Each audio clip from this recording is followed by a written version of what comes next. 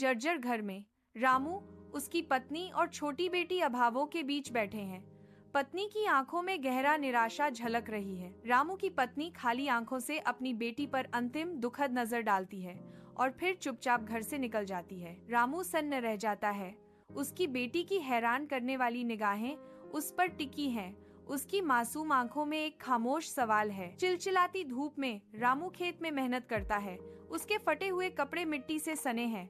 माथे पर पसीना चमक रहा है। बाद में अपने घर की शांति में रामू धैर्यपूर्वक अपनी बेटी को एक पुरानी किताब से पढ़ाते हैं जो उनके बलिदान का प्रमाण है। समय बीतता है और उसकी बेटी अब बड़ी हो चुकी है, लगन से पढ़ाई करती है। उसकी केंद्रित नजर उनके अटूट बंधन का प्रतिबिंब है। 10 साल बाद रामू अपने बेदाग घर में शांति से बैठा है।